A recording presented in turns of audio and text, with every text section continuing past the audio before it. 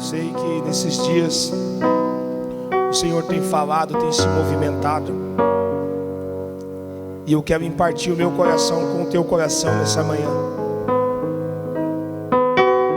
Eu estava de folga esses dias, tirei uns dias de folga, uns dias sabáticos, sem celular, sem nada, só na roça, só ouvindo Ele, minha Bíblia, meus livros, só ouvindo Ele. E eu sinto que quanto mais calado nós ficamos, mais nós ouvimos a voz do Senhor. Pelo menos para mim, nesse tempo de pandemia, eu aprendi a ficar mais calado e ouvir a voz do Senhor. Talvez você vai procurar eu para falar algumas vezes, você vai me ouvir quieto, vai me ficar quieto, porque o Senhor é Senhor sobre as nossas vidas. E há uma modificação sobre a Igreja Acorde, há um tempo novo sobre a Igreja Acorde. Há um tempo novo vindo sobre esta casa, há um tempo novo vindo sobre essa cidade, há um tempo novo vindo sobre esse bairro, há um tempo novo vindo sobre a vida sua. Há uma dimensão nova, uma estrutura nova. Eu quero que você abra sua Bíblia comigo. Livro de 1 Samuel, capítulo 1, versículo 12. O nome dessa mensagem, para depois você editar, chama Medidas Exatas. Medidas Exatas é o nome dessa mensagem. 1 Samuel, capítulo 1, versículo 12. 1 Samuel, capítulo 1, versículo 12. Aleluia.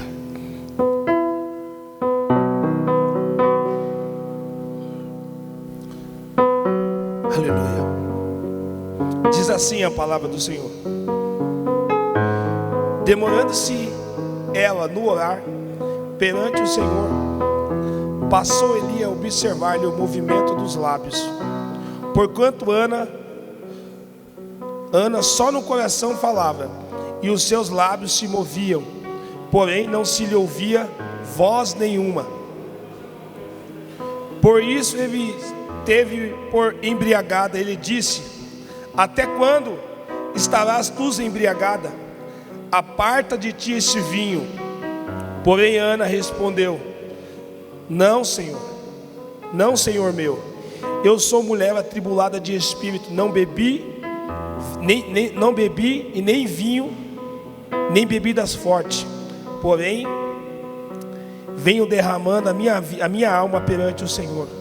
Não tem, pois, a tua serva por filha de Bilial, porque pelo excesso da minha ansiedade e da minha aflição é que tenho falado até agora. Então respondeu Eli: vai-te em paz, o Deus de Israel te considerará a tua petição que fizeste. Somente até aqui. Amém. Eu quero falar algumas coisas nessa manhã. Eu quero falar sobre 3 pontos: observação, posição e condição. Reflita sobre isso, sobre observação, posição e condição. O que me chama a atenção nessa mensagem, desse texto, é que Ana, ela está num ambiente propício para que a glória do Senhor se manifeste. Ana está num ambiente onde todos nós estamos nos dias atuais, num lugar de adoração, falando com Deus. Só que quando Ana entra dentro da igreja, quando Ana entra dentro do lugar de sacrifício, quando Ana chega à cidade, quando Ana chega no bairro, quando Ana chega na rua, as pessoas que estão ali naquele ambiente não conseguem entender nem a oração e nem a movimentação de Ana. E quando Ana demora para falar, demora para começar a orar, aparece um sacerdote chamado Eli e começa a observar a vida de Ana. Eu quero dizer para você que na sua adoração tem pessoas te observando. Você vem para a igreja, mas na sua casa tem alguém te observando. Você vem para adorar o Senhor, mas no seu bairro tem alguém te observando. Você vem buscar o Senhor, mas na cidade tem alguém te observando. Você vem buscar o Senhor, mas tem pessoas te observando. E quando Eli começa a olhar começa a observar Ana, ele coloca uma medida que não tem a ver com a condição de Ana. A observação, ela é um ponto chave na vida de algumas pessoas. Existe a observação certa e existe a observação errada. Quando você vai estudar as escrituras do Senhor, quando está lá em Êxodo, que aparece Jetro aparece para vir ver, para estar com Moisés. Jetro chega na casa de Moisés, traz a família de Moisés. Moisés começa a contar o que Deus está fazendo, os milagres que o Senhor está operando. E aí Jetro ergue a mão e começa a glorificar a Deus. Só que no outro dia, Jetro começa a observar o seu trabalho. Jetro começa a observar a movimentação de Moisés. E quando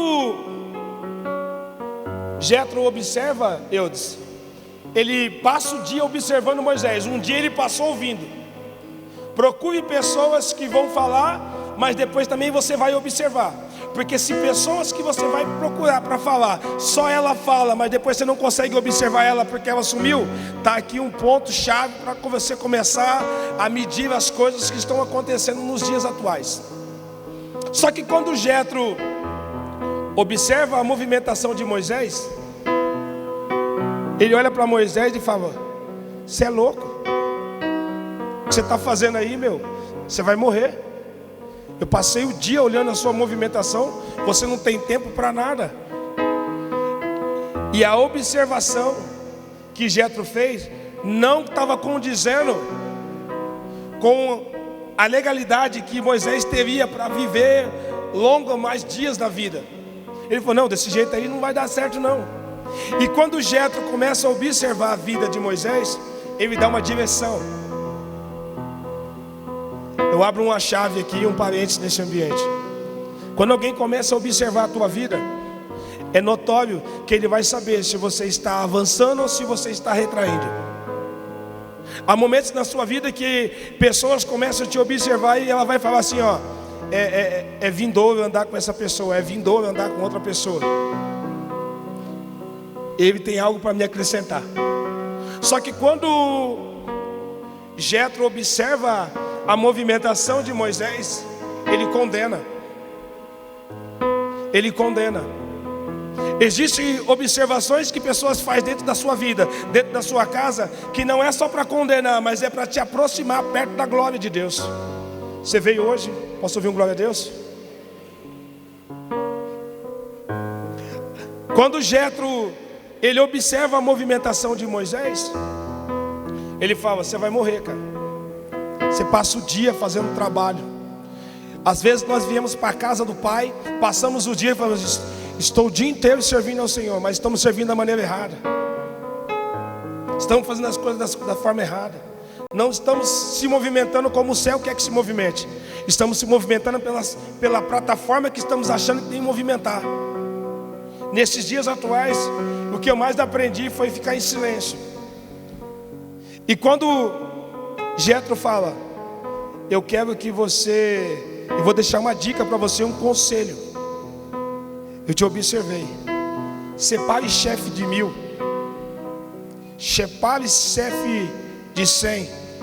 Separe chefe de 50. Aí ele abaixa a medida. Separe chefe de 10. Não foi Deus que deu aquela orientação, foi um homem que estava observando a sua movimentação. Então você precisa entender nos dias atuais a movimentação que Deus fala e quando alguém te orienta. Porque quando Deus fala, você tem que cumprir. Quando alguém fala, você presta atenção na medida que Ele está falando. Observa se é de Deus mesmo. Porque quando Moisés entendeu, ele acatou a movimentação de Jetro. Só que aqui no texto, Eli está observando Ana. E quando ele observa, ele julga. E ele observa errado. A observação de Jetro, ela trouxe fundamento para o ministério de Moisés. Só que a observação de Eli, do sacerdote, trouxe julgamento. Talvez você está me observando nesses dias e fala assim: quem ele pensa que é? Quem tal pessoa pensa que é? Talvez você está observando a vida do seu vizinho e fala: quem o vizinho meu pensa que é? Talvez você está observando a vida das pessoas que estão olhando, mas quem pensa que ele é? É assim que o sacerdote Eli estava se comportando naqueles dias, observando o sacrifício e a adoração de Ana. Só que quando ele dá uma palavra, a palavra não se encaixa nem com o ambiente e nem com a vida de Ana. Preste muita atenção, porque às vezes nós estamos observando algumas pessoas e não temos resultado, porque o nosso modo de ver está errado. A observação que Jetro fez, ela falou que estava errado, mas ela trouxe direção e trouxe movimentação diferente, uma movimentação certa para o ministério. A observação aqui do sacerdócio Eli, ela trouxe um peso. E aí o que me chama a atenção é que a Bíblia, ela é muito clara. Se você parar para ouvir a Bíblia, irmão, para você ler a Bíblia, você vai ver o próprio Deus falando com você. Você vai entender, as palavras estão tão simples, tão profunda. E aí olha o que acontece. Observava ali o movimento dos lábios, porquanto Ana só no coração falava. Aquela movimentação de Ana, de não falar, de não sair nenhuma voz, era um ambiente de condenação para Eli. Às vezes vemos pessoas dentro da casa do pai, quieta, silêncio, ficando quietinha, só com a palavra, só com a boca quieta aqui, ó, só com o coração adorando. E às vezes falamos assim: está desviado.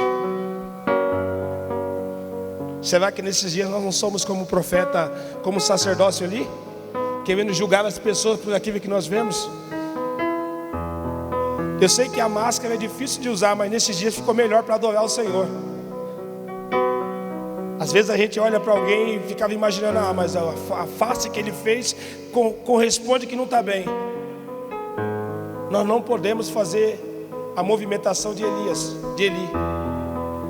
Deixa o Elias lá do outro lado lá. Vamos ficar com Eli mesmo. A movimentação de Eli, ele fala: não, você está embriagada, meu. Você vem para a igreja desse jeito. Aí eu te pergunto hoje, é só uma pergunta: é pecado alguém chegar na igreja bêbado, querendo adorar o Senhor?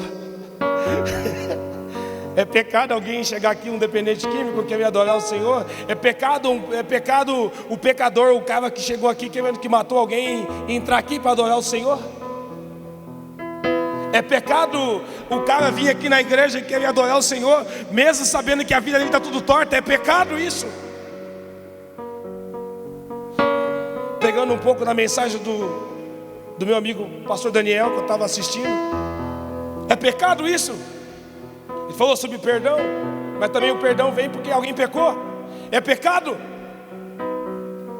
Temos que ter entendimento do que estamos fazendo, do que estamos falando. Então quando Eli observa mal, observa errado. E aí a Bíblia diz assim: olha, e disse, Ana só no coração falava com seus lábios, se movia, porém não lhe ouvia voz nenhuma. E passou, por isso Eli teve por embriagada. E disse: até quando estará tu embriagada? Aparte este vinho. Porém Ana respondeu: não, meu senhor. Quando você entende a sua posição, você pode até questionar quem está aqui questionando.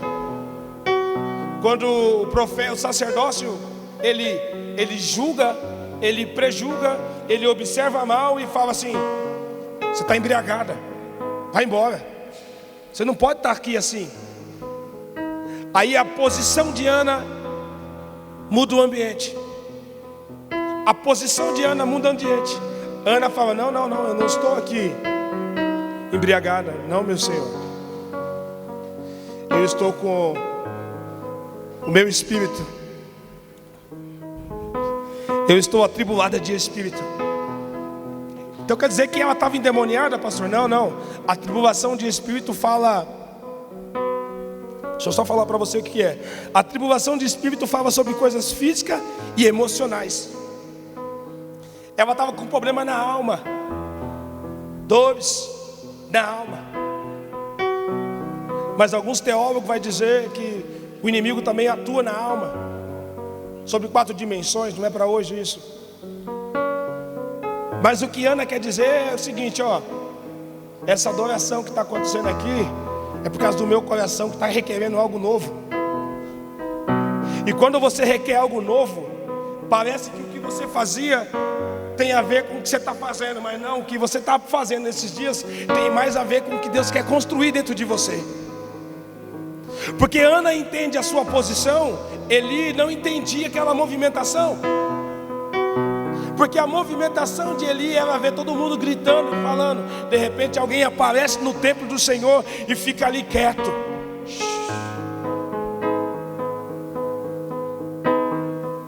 Quieto. E aquela inquietação trouxe a tribulação não para Ana, mas para Eli. Você não é o Eli que está na igreja não, né?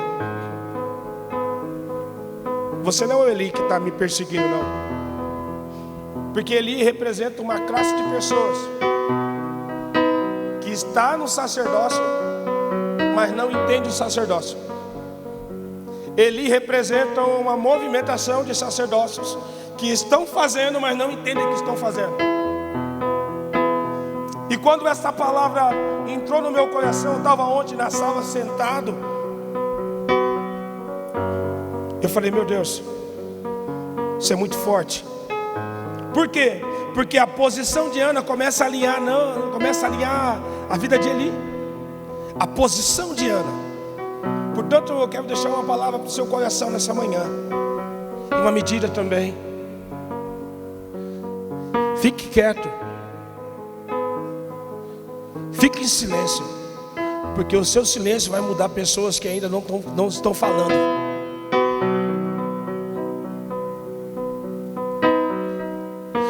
Você não vê um arqueiro com uma flecha todo dia, mas no dia da batalha ele está presente. Vou repetir de novo. Você não vê um arqueiro com uma flecha todo dia andando na rua, mas no dia da batalha ele vai na sua casa, pega o seu arco e flecha e fala assim: agora eu estou pronto. Ana estava num ambiente profético, entendendo uma movimentação profética, mas aquele dia Eli não entendeu aquela movimentação, não entendeu a posição de Ana na igreja. Eu estava comentando outro dia com um amigo meu, e ele falou: meu Deus, eu nunca tinha pensado nisso, pastor Benê.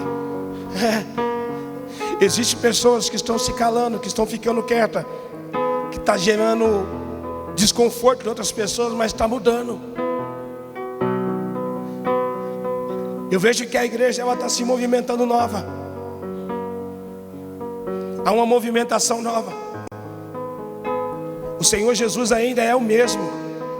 Ele é o Deus de Abraão, Ele é o Deus de Isaac, Ele é o Deus de Jacó, e Ele é o seu Deus. Ele é o seu Deus. Mas como que eu sei disso, pastor Benê? Faça a prova dele, converse com ele, chame ele, invoque ele. Se você fosse num culto lá na macumba, ia ter uma galinha, um despacho, alguma coisa para se movimentar. Se você fosse num outro lugar, num Buda, ia ter alguém adorado, prostrando diante dele. Mas se você que está aqui conhece o Deus de Israel, invoque ele. Mas não invoque só com a sua boca, invoque ele com o teu coração. Invoque ele com o teu coração. O teu coração há uma movimentação diferente. Oh glória. Eu quero falar algumas coisas sobre o coração. Não precisa abrir a Bíblia. Salmos 51, 10 diz assim. Salmo 51, 10. Olha o que ele diz: ó Deus, cria em mim um coração puro, e dá-me vontade nova. E dá-me uma vontade nova e firme. Cria em mim um coração puro. Essa era a movimentação de Ana, um coração puro. Homens não entendem isso. O que é um coração puro? Homens não entendem isso. Homens não entendem isso. Ezequiel 36, 26 diz assim. Ezequiel 36, 26 diz assim: eu lhe darei um coração novo, e porei em vocês um espírito novo. Tirarei de vocês o coração de pedra, desobediente, e lhe darei um coração bondoso e obediente. Ana está cumprindo o que está na palavra com o seu coração. É por isso que a movimentação e a adoração de Ana tinha mudado naquela manhã. Ou era tarde, ou era noite, tinha mudado. Só que quando Ana responde isso, é porque ela diz: não, Senhor, eu sou mulher atribulada de espírito, não bebi nem vinho, nem bebida forte, porém venho me derramar a minha alma perante o Senhor. Não tenho, pois, a tua serva por filha de Belial. Ana começa a alinhar o profeta. Ela fala: não olha para mim e vê que eu sou um desviado. Sabe o que é um filho de Belial? Belial significa inútil e sem valor. A palavra Belial significa inútil e sem valor. Por isso que há uns provérbios e umas anotações da Bíblia dizendo: filho de Belial, filha de Belial. Eu não sou uma pessoa inútil, eu não sou sem valor. Talvez você chegou aqui nessa manhã de Santa Ceia e dizendo na sua mente: não, mas eu não tenho valor, tudo que eu faço está errado. Não. Você não é um Belial. Você é filho do Yeshua. Você é filho do Deus forte. Você é filho de Jeová Rafá. Você é filho dele. E como que eu faço para entender isso, pastor Benê? Fique na posição. Fique na sua posição.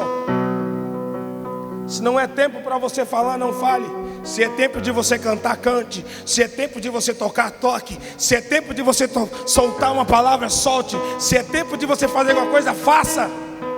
Mas faça com um propósito, com o coração em Deus. Você veio hoje? Por que você está falando isso, pastor Benê? Porque eu entendi, amigão. Eu sou só um servo dele servindo essa cidade. Mais nada. Eu sou só um servo dele servindo essa cidade. Tira o pastor e põe a palavra servo. Eu sou só um servo dele, servindo essa cidade. E eu quero servir com o meu coração. Hoje, antes de sair daqui, antes de vir para cá, eu estava em casa, minha família estava orando para mim, dizendo assim: ó, nós te enviamos para ministrar a palavra do Senhor hoje. A minha casa está vivendo algo novo, irmão. Esses dias eu estou indo para alguns lugares comprar algumas coisas, porque eu quero receber os meus amigos em casa. Eu quero receber os meus amigos. Eu voltei de férias ligando para algumas pessoas: está marcado o café aqui em casa, está marcado tal coisa. Por quê? Por quê? Porque o meu coração hoje ele está pronto para essa movimentação. E quanto tempo faz isso, pastor Benê? 20 anos. 20 anos que você não recebe ninguém, não. 20 anos para se posicionar no que o Senhor quer. Já fazia um tempo que Ana requeria alguma coisa, mas o tempo não tem a ver com a posição, tem a ver com a condição. Qual a condição que você está hoje para se movimentar em Deus? Primeira coisa, o profeta faz uma observação. Segunda coisa, Ana ela toma uma posição. Mas eu quero saber a sua condição agora. Qual é a sua condição em Deus hoje, irmão?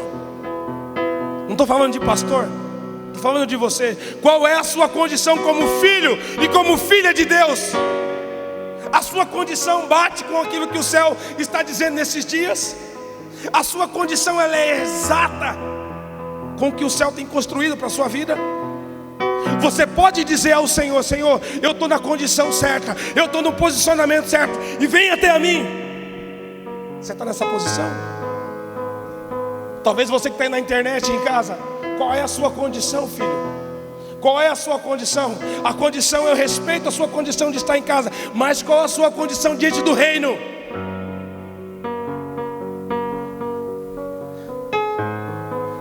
Qual é a sua posição diante do reino? Porque, irmão, a condição de Ana não era dela, mas era em favor do reino. A condição de Ana não era em favor dela, era em favor do reino. Quando você entende o que é reino, você não fica reinando sozinho. Vou repetir de novo. Quando você entende o que é o reino, você não reina sozinho. Tem gente que eu conheço que fala assim: isso aqui é só meu, isso aqui é só meu, ah, isso aqui é só meu. Não, isso não tem a ver com o reino. Isso tem a ver com o reino próprio. Ah, eu não te aceito assim. Então, irmão, você não está preparado para aceitar o reino. Se você não aceita, o reino não chama pessoas que aceitam, chama pessoas que concordam, que entendem, que compreendem. Tem um homem chamado Jesus. A condição dele, irmão, é a glória. Aí Deus fala assim: desce para a terra. Vou fazer uma pergunta para você. Estou perguntando bastante. Reflita dentro de você isso. Se você estivesse no céu e Deus falasse para você, ó, passa uma temporada lá no Big Brother da terra, será que você ia? Não, eu? Você está brincadeira, rapaz? Os anjos estão aqui comigo. Eu vou fazer o que lá? Está o irmão João, aquele pecador? Não, eu não vou não. Você está de brincadeira. Eu vou andar com aqueles meninos lá? Está de brincadeira que eu vou andar? Só que teve alguém lá no céu que entendeu a condição nossa. Qual era a condição nossa? Como o Daniel falou semana passada, de pecador. Ele desceu, cara. Ele desceu para cumprir uma palavra. Pastor Benê, eu não gostei dessa mensagem. Não tem problema. Está mudando o reino. A movimentação do reino. Agora o reino próprio, ele é o mesmo, ele é egoísta. Sabe o que Ana aponta? Ana começa a colocar a sua condição. Ana começa a dizer: eu não sou filha de Beliel. Eu tenho ansiedade da minha aflição que tenho falado até agora. Então respondeu ali: vai-te em paz, porque Deus é contigo.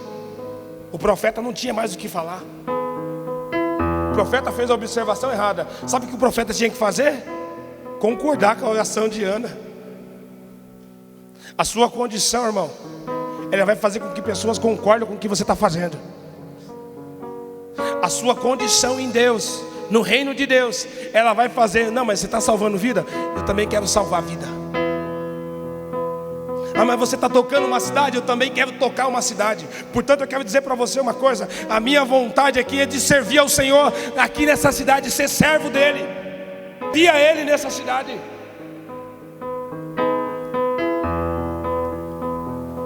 E o que tem a ver esses dias hoje, pastor Benê? Talvez você não está observando as coisas certas. Para finalizar, talvez você não está observando as coisas certas. Você pode observar a minha vida, mas se você olhar para mim como homem, você vai ver pecado.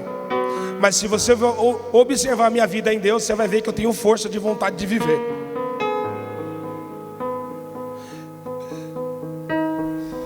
Talvez se você olhar minha posição hoje, você vai falar assim: eu não entendo. Mas se você olhar para dentro do reino do céu, você vai assim: ele é um pastor, ele é alguém escolhido por Deus, ele é alguém que Deus levantou, ele é um servo do Senhor. Eu vou entender o que esse cara está fazendo, eu vou entender o que ele está fazendo. A posição dele não tem a ver com a terra, tem a ver com o céu. Eu não toco como os meninos tocam. Eu não toco como os meninos tocam. Mas eu pego meu violão de vez em quando. Eu fico lá, tem hora que eu penso na minha posição, que eu posso ser um ministro, mas eu não sou. Eu preciso entender a minha posição. Você veio hoje, posso ouvir um glória a Deus? Qual é a sua posição? E agora eu vou falar sobre o último, para nós finalizar. A condição que as pessoas estão vivendo tem a ver com o reino. A condição que você está vivendo hoje condiz com o que o reino está falando. Eu estou congregando numa igreja em que a condição do cabeça, o sacerdote, nosso líder, o pastor Leandro, a condição dele era muito benéfica aqui. Mas a condição que ele entendeu no reino foi de sair daqui para um outro lugar. E chegar nesse novo lugar e não mais se movimentar, ficar quieto, parado. Talvez você vai estar estável, talvez você vai estar bem financeiramente, mas o Senhor vai te mudar de lugar, crente. Eu estou falando como um ato profético agora, porque essa igreja vive isso, essa casa vive isso. Tinha alguém que tinha uma condição estável aqui, estava bem, estava prosperando, estava rompendo, e Deus falou assim: essa condição não condiz mais com essa situação. Agora eu quero colocar você numa condição de reino. E essa condição de reino mudou. Sabe o que eu quero dizer para você? Se prepare para as movimentações novas. Vou repetir de novo: se prepare para as movimentações com as suas condições de reino. Porque a minha condição é exercer a vontade de Deus. A minha condição é amar os perdidos. A minha condição é entender o que o Senhor quer fazer.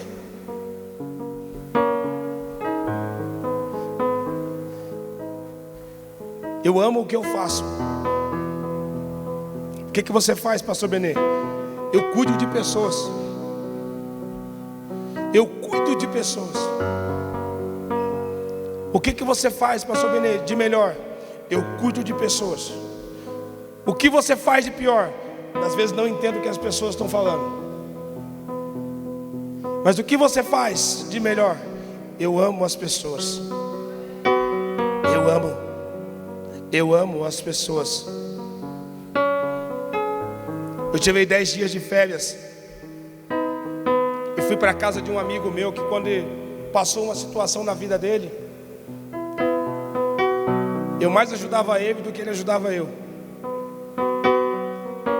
Só que quando eu cheguei na casa dele, eu falei assim, ó: eu vi o dia que o Senhor profetizou na sua vida e passou o barro nos seus olhos, e você saiu para lavar os olhos, e a partir daquele dia Deus começou a mudar tudo na sua vida. E uma das coisas muito proféticas que aconteceu é que, às vezes, na nossa condição, nós funcionamos bem naquilo que estamos fazendo, mas nós precisamos entender a nossa posição e a condição do reino, para que o Senhor quer que a gente frua.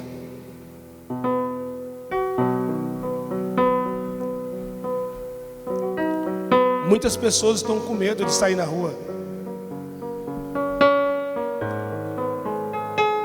Muitas pessoas não estão indo para a igreja mais nesses dias. Muitas pessoas, elas estão atribuladas no espírito. Nós precisamos amar as pessoas. Nós precisamos entender o propósito que Deus tem para cada pessoa. Só assim nós vamos romper. Só assim nós vamos fazer dar certo nas coisas que o Senhor quer que nós demos certo. Pastor, mas você não vai falar sobre o filho de Ana? Não é essa a mensagem. A mensagem é o coração e a medida certa. Porque se o seu coração está batendo numa medida diferente, irmão,